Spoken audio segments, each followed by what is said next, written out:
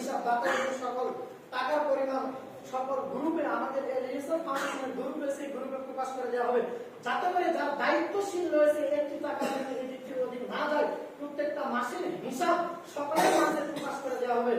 এগুলো হচ্ছে আমাদের আলী ইহসান ফাউন্ডেশনের কর্মবিধি।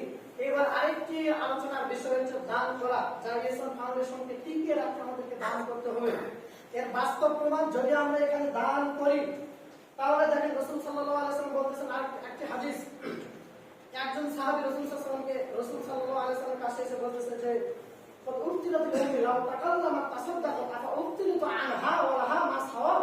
একজন ব্যক্তি রাসূল সাল্লাল্লাহু আলাইহি ওয়াসাল্লামের কাছে এসে বলছে, ইয়া রাসূলুল্লাহ, আমার আম্মা তো মারা গেছে, আমার আম্মা যদি কথা বলতে পারতো তাহলে সে দান করতো, আমি আমার আম্মার বিনিময়ে যদি দান করি তাহলে আমার আম্মাকে সওয়াব পাবে কবরে বসে থেকে। তো রাসূল সাল্লাল্লাহু আলাইহি ওয়াসাল্লাম বলতেছেন, না, এটা হচ্ছে দানের ফজিলত। দেখেন, দান এমন একটি গুরুত্বপূর্ণ ইবাদত, যে ইবাদত কোন কাজের সাথে তুলনা করা হয়নি।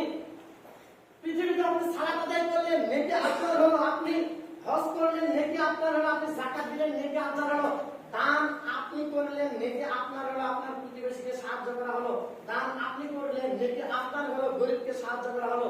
এই এমন একটি ইবাদত যার ফায়দা দুটি রয়েছে, মানুষকে সাহায্য সহযোগিতা করা যায়, তার পাশে এই সওয়াব পাওয়া যায়। এই হচ্ছে দানের ফজিলত। আর দান এমন একটি গুরুত্বপূর্ণ জিনিস, রাসূল সাল্লাল্লাহু আলাইহি ওয়াসাল্লাম বলেছেন যে তোমরা দান করো, আল্লাযীনা ইউনফিকুনা ফিস সাররাই ওয়াদ দাররা, সচ্ছল অবস্থায় অসচ্ছল অবস্থায় হলেও দান করো, কারণ সর্ব অবস্থায় দানের সাথে লেগে থাকতে হবে, কারণ মানুষ কখন মৃত্যুবরণ করবে কেউ জানে না।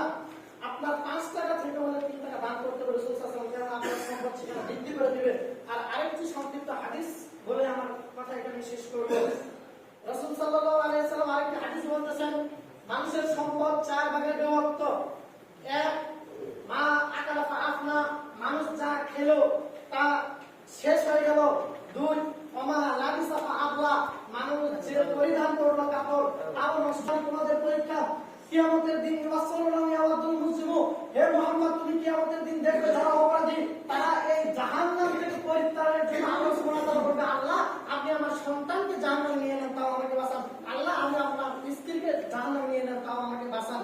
এই সন্তানের জন্য যে সম্পদ রেখে যাচ্ছেন, রাসূল সাল্লাল্লাহু আলাইহি ওয়াসাল্লাম বলতেছেন সেই সম্পদ সন্তানরা ভাগ করে নেবে, দরকার হলে কাছাকাছি করে, গন্ডগোল করে, কেস করে, ফাসাদ করে।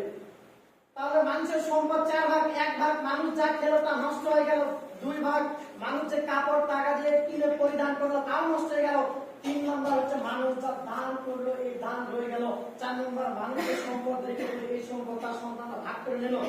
আপনার যে সন্তানের জন্য সম্পদ রেখে যাচ্ছেন, এমন সন্তান আমাদের যুগে তৈরি হচ্ছে যেই সন্তান আপনার কবরে গিয়ে রব্বির হামিমা কামা রাব্বায়ানি সাগীরা বলবে, এই দোয়া পর্যন্ত পারে না। আপনার এমন সন্তান তৈরি হচ্ছে যে সন্তানের জন্য আপনি সম্পদ রেখে যাচ্ছেন, এই বাড়ি গাড়ি টাকা পয়সা রেখে যাচ্ছেন।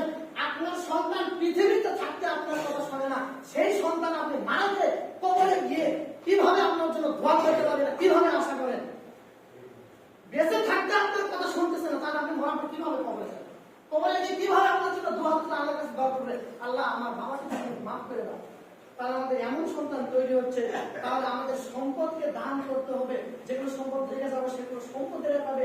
আর রাসূল সাল্লাল্লাহু আলাইহি ওয়াসাল্লামের আরো অসংখ্য হাদিস থেকে বোঝা যায় যে সাহাবীরা রাসূলুল্লাহ তারা সবসময় দানকে ভালোবেসেছে, তারা ওয়ারিসের সম্পদের চেয়ে দানকে বেশি প্রাধান্য দিয়েছে। তাই আমাদের আলী ইহসান ফাউন্ডেশনকে টিকিয়ে রাখতে হলে সকলকে দানের হাতকে প্রসারিত করতে হবে, সকলকে এখানে সদস্যের সাথে যুক্ত হয়ে আলী ইহসান ফাউন্ডেশনকে টিকিয়ে রাখতে এবং মানুষকে সাহায্য হাত বাড়িয়ে দিতে এবং ইসলামিক কাজে আপনার সন্তান না হলে আপনি এখানে সদস্য হিসাবে যুক্ত হতে হবে, যাতে করে আপনার সন্তান অশ্লীল বেহায়াপনার কাছ থেকে দূরে থাকতে পারে। তার বাস্তব প্রমাণ হয়ে গেছে। আল্লাহ সুবহানাহু ওয়া তাআলা যেন আমাদেরকে এগুলো থেকে বিরত রাখে এবং যেগুলো কথা বললাম এগুলো কথা মানার তৌফিক দান করেন সকলে, আল্লাহুম্মা আমিন। আল্লাহ সুবহানাহু ওয়া তাআলা আমাদেরকে এই কথাগুলো মানার বোঝার তৌফিক দান করেন সকলে, আল্লাহুম্মা আমিন। এই বলে আমি আমার সংক্ষিপ্ত বক্তব্য এখানে শেষ করছি। সুবহানাল্লাহি ওয়া বিহামদিহি, আশহাদু আল্লা ইলাহা ইল্লা আনতা, আস্তাগফিরুকা ওয়া আতুবু ইলাইক। আসসালামু আলাইকুম ওয়া রাহমাতুল্লাহি ওয়া বারাকাতুহু।